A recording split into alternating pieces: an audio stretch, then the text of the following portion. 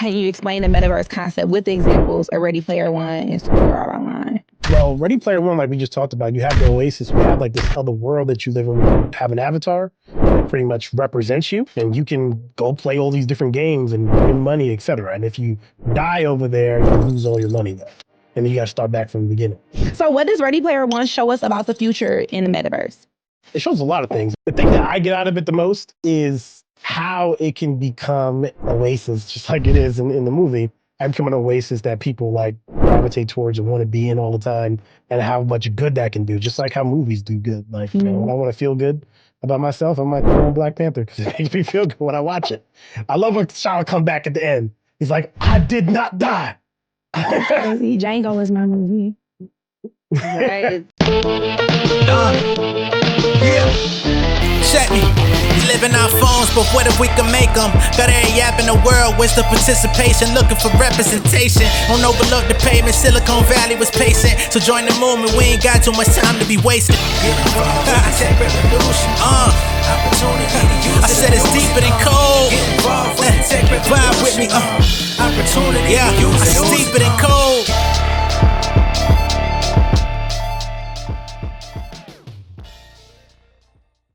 Hey guys, and welcome back to Deeper Than Code. I am Shelby. I'm Chrissy. And this is Big Papa Code. And today we are talking the metaverse is a reality.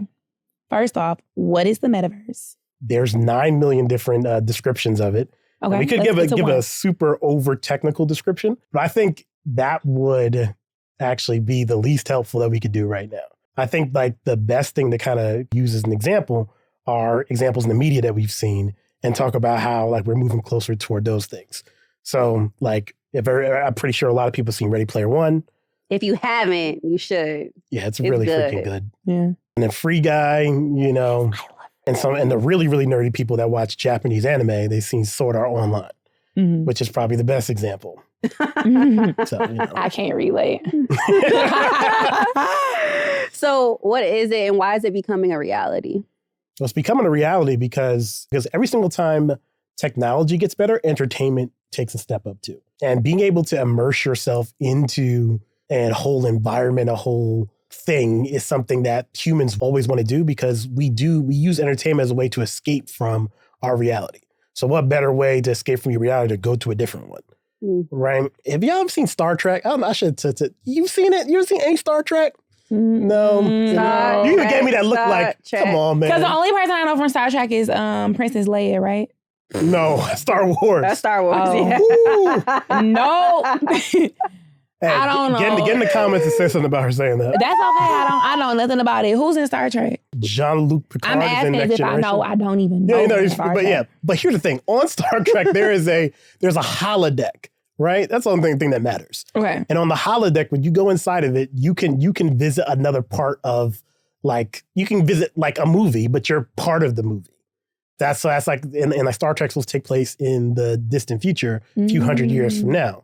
So, and then when you interact with these holograms, it's like really like you're interacting with a real person. You can actually feel them and touch them, and like they're like, you know, hard light constructs or whatever. So it's not like you're going to go right through their hand? Nope. It's like an avatar. Yeah, you can feel them, touch them, all that stuff like that. And yeah, and just kind of like live in another place. So. Like Avatar. Yeah, exactly. You never seen Avatar either? But it's not exactly like Avatar, because Avatar is like you actually have a body made for you and you beam your brain into the other body or whatever the case may be. This is random bodies just show up, and then when you turn it off, they disappear. Just like when you're watching a movie. So the characters turn on, you could pause like it at a Sim. scene. Yeah, exactly. You could pause it in that spot. You know the danger room from X-Men? No, you know, see, You gave us a homework assignment that was not there. That was not there. Now you're testing us on things exactly, that know what I'm talking about, right? Zach, no flexing. Yeah, not too much. No play, please. Relax.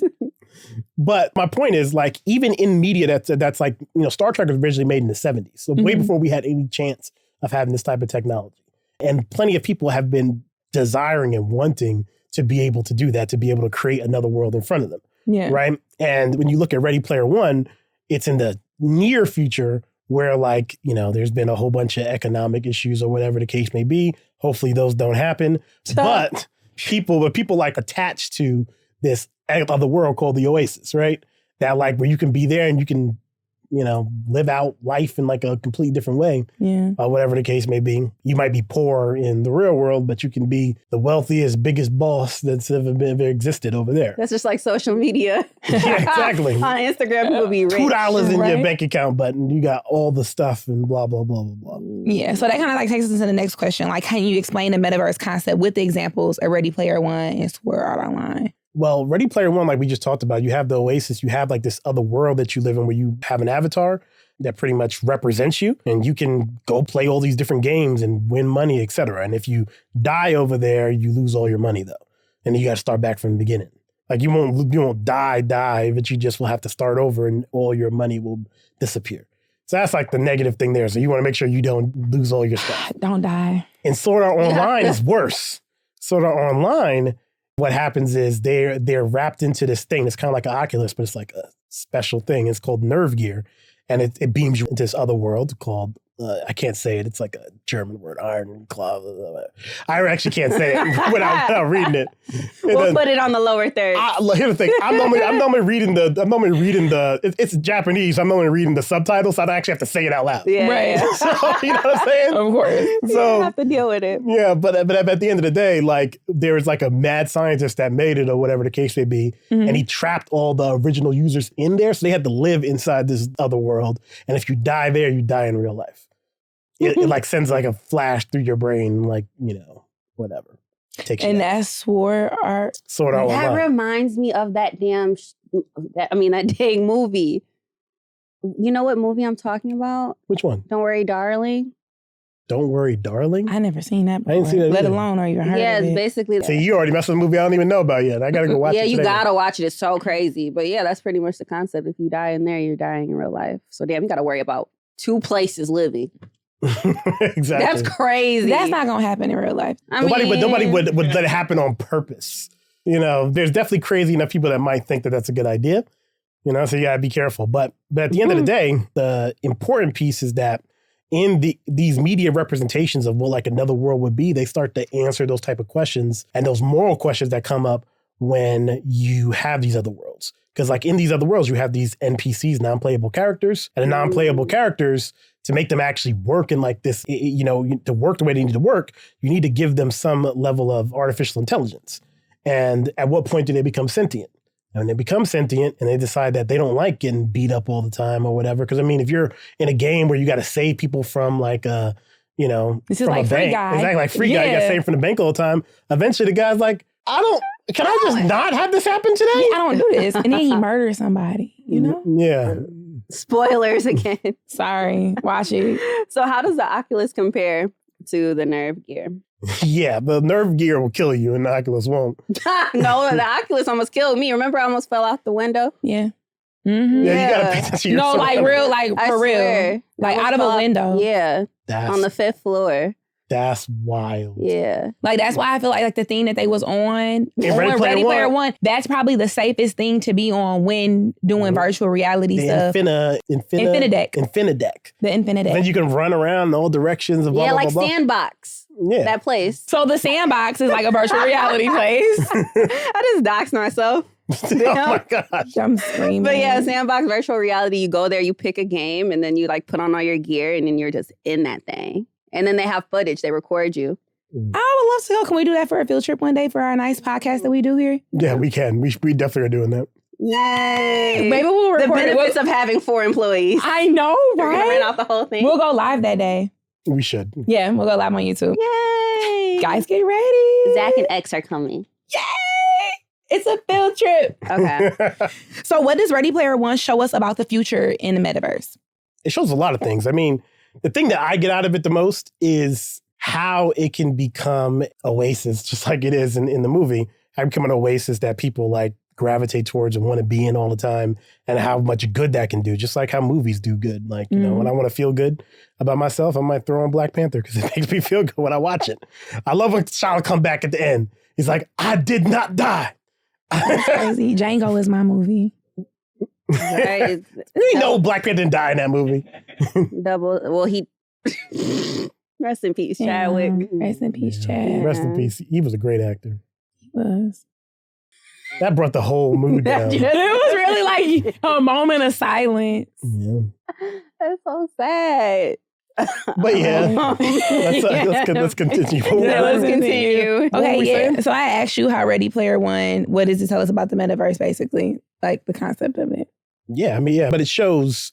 About the future, rather. Yeah. It shows like what we could eventually see, because companies like Facebook, Meta now, are not going to allow the metaverse to not exist.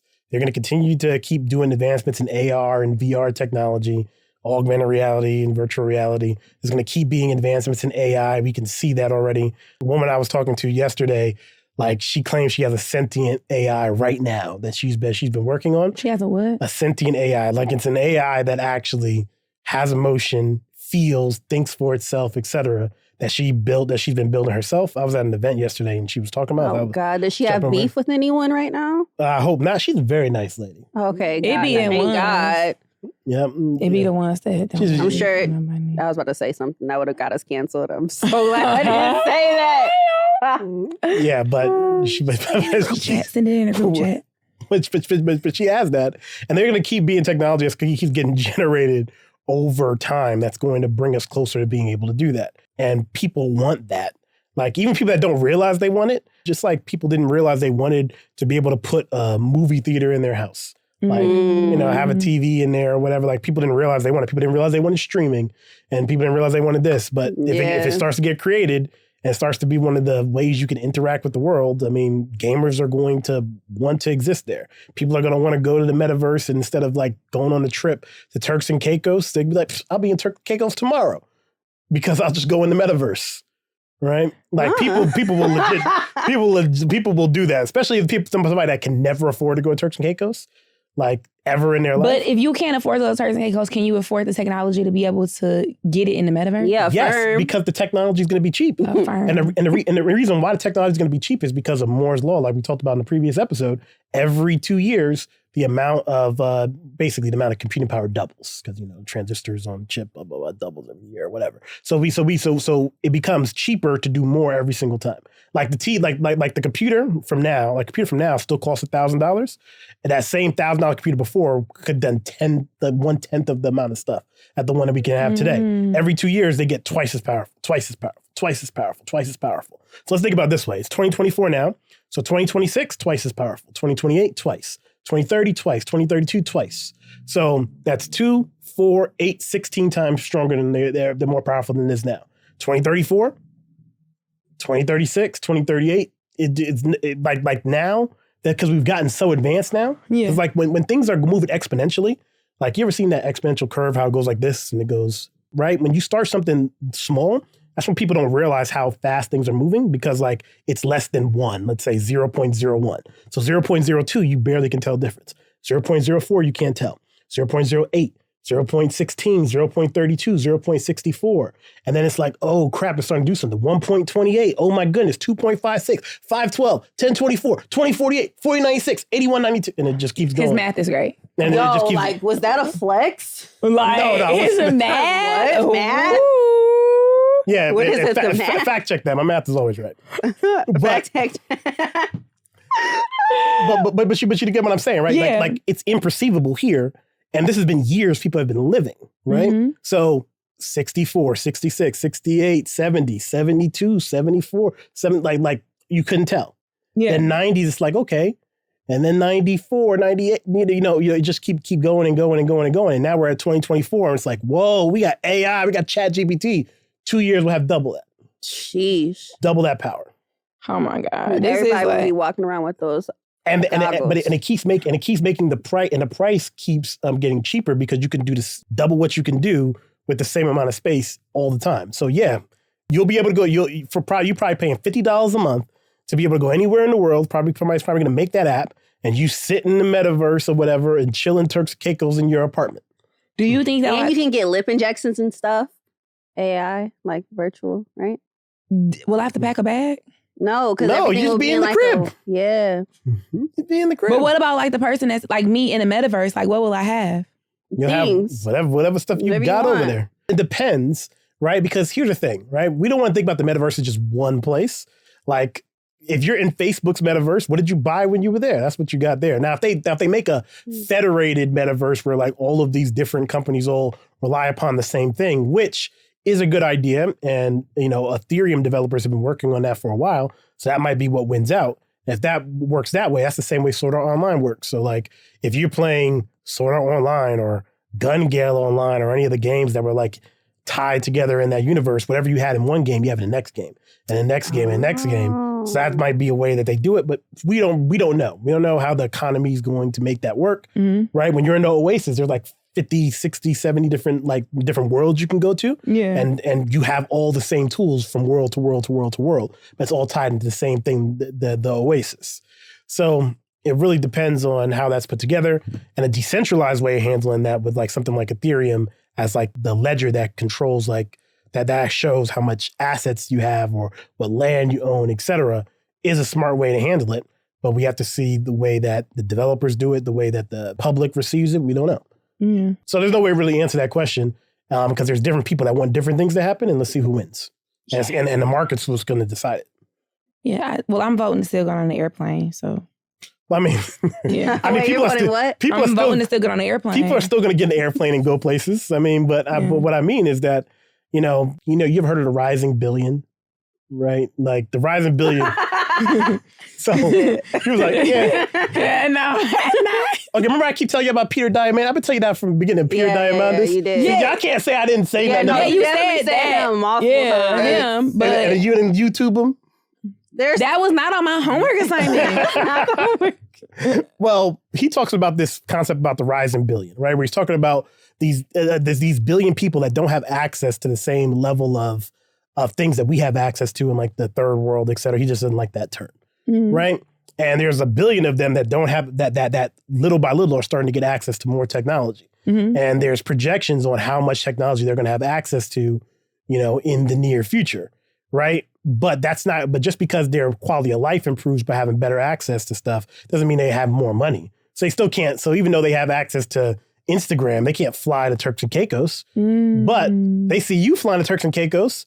Now, back in the day, what they do is they just be mad and like write evil stuff on your post, like you don't look that cute. I don't know why you over there, blah blah. And that's what they do. But now they be like, she going to Turks and Caicos. F that. I'm gonna go to Turks and Caicos right now. She's stupid for spending that money and feel better about themselves. Right, but that's crazy. But it's like you're not there in real time though. I would just have to wait for this to happen for me to really understand what's about to happen. Because if I'm really in Turks and Caicos and somebody wants to be where I'm at, you're not going to see me there. You will if they both go in the metaverse. Because when you go in, it's not complete. But see, I'm not going to be going in the metaverse, is what I'm saying. I'm going to go in real life. But if somebody go in the metaverse, you're not going to experience anything I'm experiencing because I'm there, you not.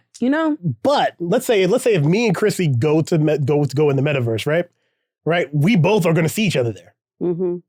And I'll be able to talk to her, speak to her like she's right in front of me. And we just chilling. We ain't spending no money. Yeah.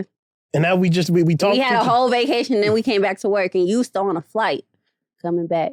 That's crazy. But you spend money. But do you have a tan? Getting grounded by Crown Strike. Do you have a tan? Yeah. Do you have a tan?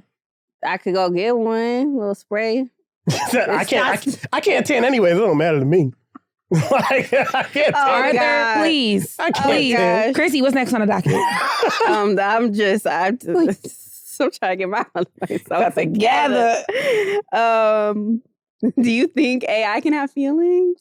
Of course AI can have feelings. How? Well, here's what I say. If we break it down like in a technical standpoint, Ray Kurzweil, he's a genius.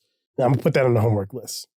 Ray Kurzweil, right? Uh-huh. Ray Kurzweil, he wrote a book called Singularity is Near. He was talking about singularity and stuff like that for a while. In like the mid-2010s, so it's actually higher than this now, but I'm going to use his numbers he talked about then because, I don't know what the numbers are at right at this second.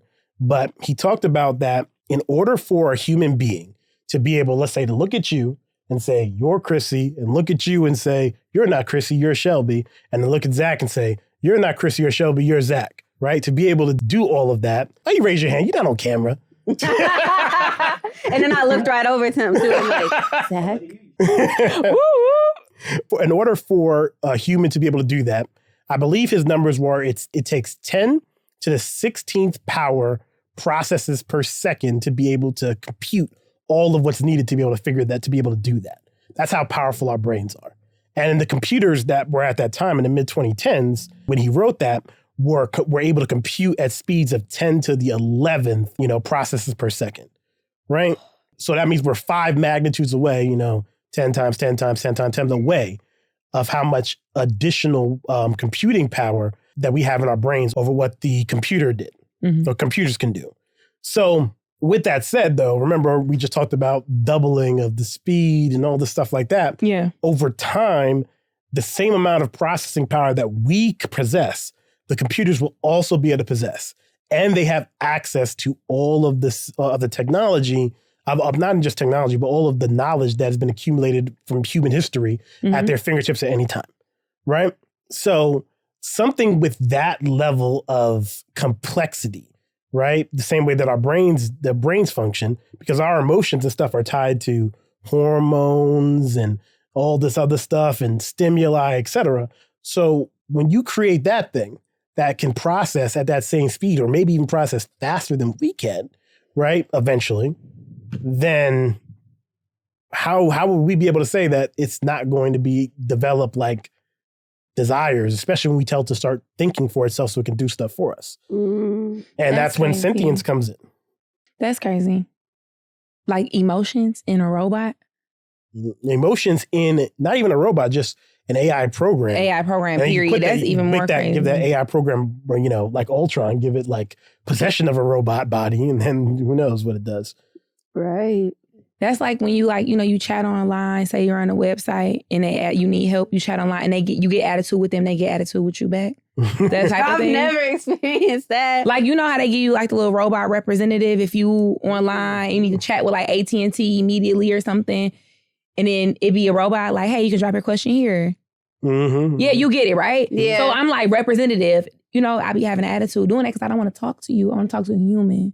Mm-hmm. Oh. What if they give me attitude back, The robot does. Yeah. That's like in Star Wars, not Star Trek.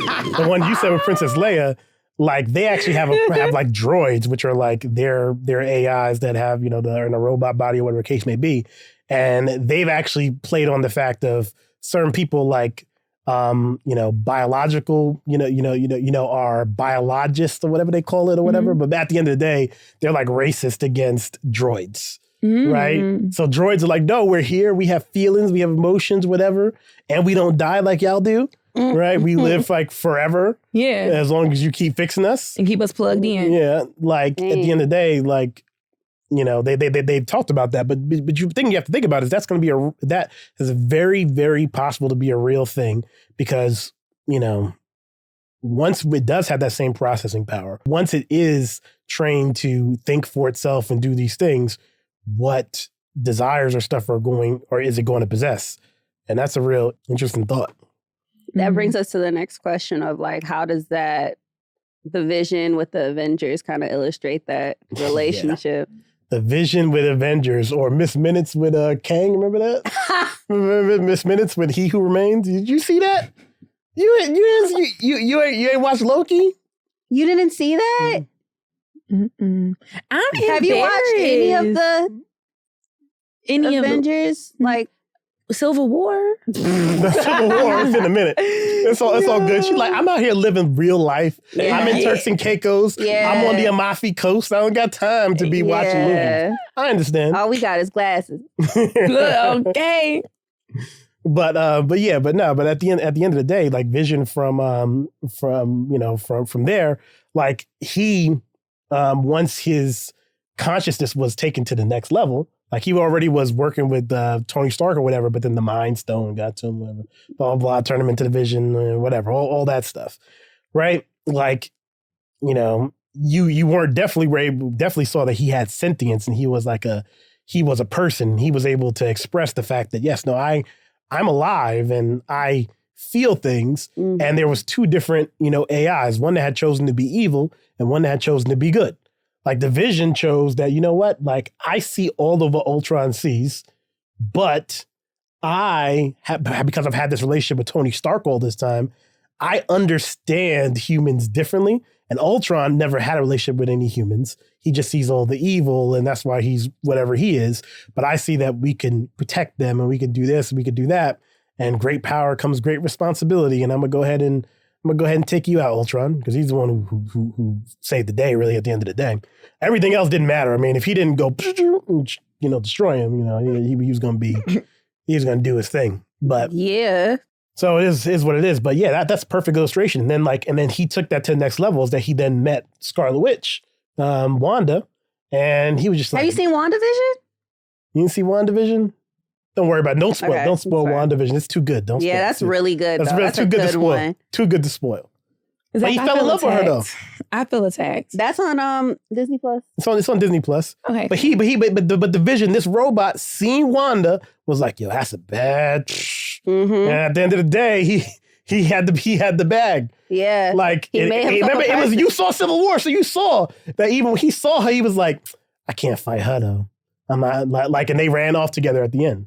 Okay. Yeah. So you ain't finish it, did you? You ain't finish it. They ran away together. The way she said, okay. Like, that's how you knew. She didn't watch the whole thing. You didn't finish. That was the best part of the movie. Listen, my role here is for people who they're not connected to this world and we need the information. That's my role here, okay? Exactly. There we go. Like, I don't look. Yep. I learn here. Angela Lee. Angela Lee. Yeah, just call me Angela Lee.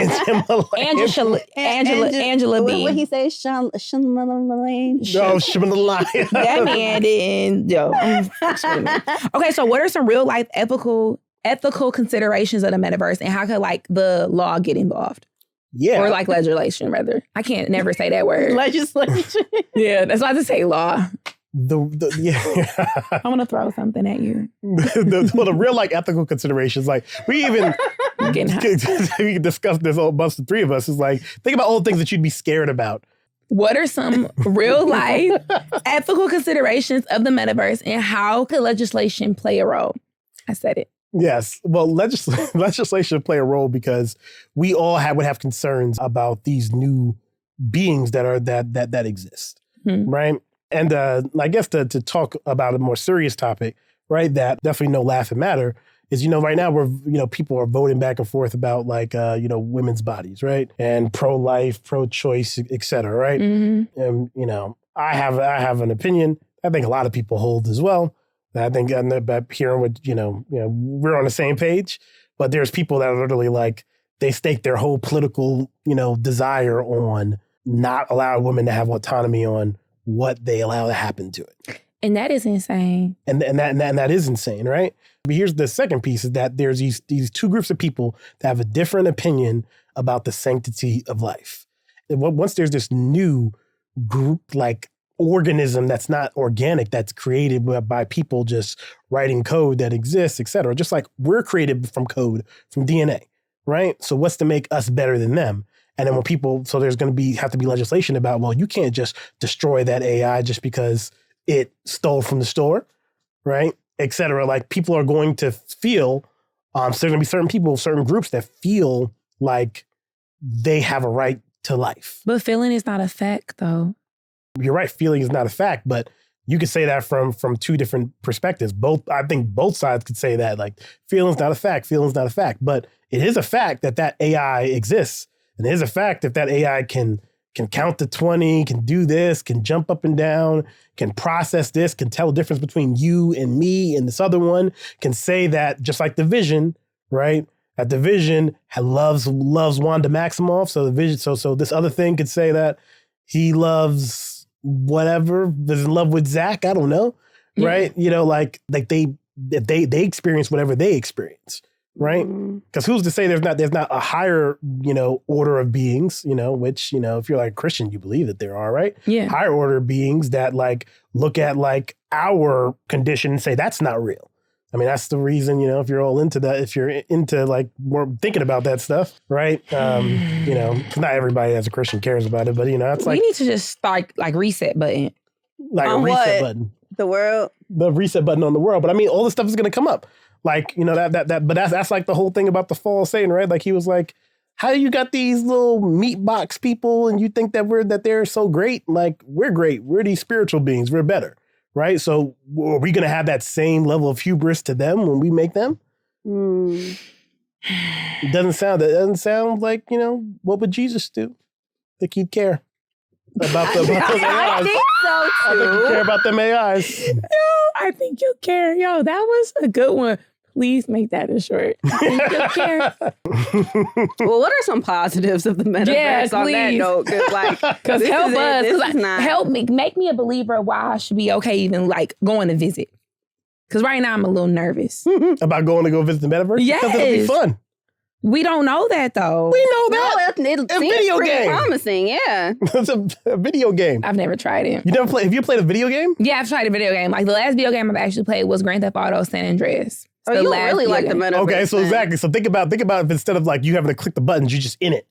Boop, boop, boop, boop, like that. Nah, you know you want to do it. Right. You know you lying. You lying right now. I would like to live. I would do that in Miami Vice though. Miami, well, there you go. Grand Theft You Auto can go Miami you Vice you want. was Wherever that you one wanna was go. like the music selection in Miami Vice was lit. Like when you was still in cars, now you could change the radio. Now you can take the Miami Vice music and bring it to San Andreas. Fuck that. She can play some Detroit music. Yeah, you play Detroit and be music. cruising off Jefferson with it. You can have Big Sean playing. All right, what? Nope. You don't like Big Sean? I like Big Sean though, but we gonna play stuff like Babyface Ray, Blade Icewood. Yeah. Back in the day, you know what I'm saying? Street Lords, you know what I'm saying? Yeah. I heard, you know what? The only reason why I've heard those names, sure. I heard Big Sean big up all those names when he was on like Drink Champs. I don't know who those people are. Because those are legends. I don't know who those people are. We'll have a Detroit music legend episode one day. And I also gotta tell you about all the New York legends then, because I bet you don't know them. I do know a couple, but we'll get into it though. Okay. I would love to do that. Drop some stuff in the comments and what music you want to hear from us, please. We love that. Okay, great. So you told our positives. And the whole episode was pretty negative. Was it really? Right? I mean, I mean, I wouldn't say negative. I mean, yeah. Was The it metaverse is scary. It wasn't negative to me. It could be scary. AI is every technology could be scary. I just say like approach with caution. You know what I'm saying? Like, don't let nobody force you to go in the metaverse, right? Don't let anybody force you to go. No. Hold somebody's hand when you go. You're right. Not everybody went to the Oasis. Only the people that wanted to go. Yeah. But let me say this, because this is a good point that a friend of mine, I was actually on the stage when he was doing this talk. His name is Armando Pantajo. I don't know how to say his last name. Yeah. But he goes by Tall Guy Tycoon on social media. And he was telling a story, proving the point that people are always scared of technology when it comes out. Like an average person is scared of stuff they don't understand, right? So you don't understand it, it's scary. And when the fabric loom came out, right? Like, which is something that we think of like, that's ridiculous. Yeah. There were the Luddites that were around.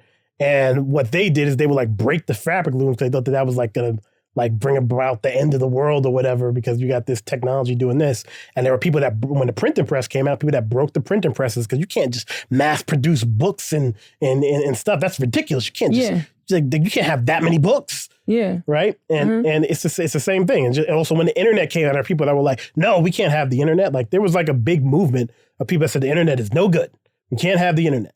People are going to, whatever. And where are those people now? Yeah, look at us now. Like, if we didn't have the internet, how could you enjoy such a great trio like this? This is amazing. Exactly. Now imagine that instead of people come watching our thing on YouTube, they join us in the metaverse, and now they're right in front of us every single time. And we have an audience. And we have an audience who didn't like the internet. They wouldn't be in the metaverse, would they? Well, I mean, they probably won't be alive anymore. Yeah, they'll be old as shit. Yeah, like super old at that point. No, super old. But they can't get in. But you know what I'm saying? Like we could literally have it where it looks like we're in a stadium, and as everybody comes in and joins us in the metaverse, we should do podcasts in the metaverse. Exactly. That's what I'm saying. Live, might be a lot cheaper. Fill up a stadium like Kevin Hart. Please keep it. No, keep that. Kevin Hart can be in the metaverse. And we're going to close out with that one. Okay? Thank you so much for coming to join us, guys. We are here every Sunday at 9 p.m. Make sure you comment, like, subscribe. And if you come back to learn some stuff, tap in. Bye. Don't be scared. Don't be scared. I'm the one that you should call when you learn to code. Success follow me around if you didn't know. From the bottom, so the top, the only way to go. Yeah, man, they call me Mr. CTO.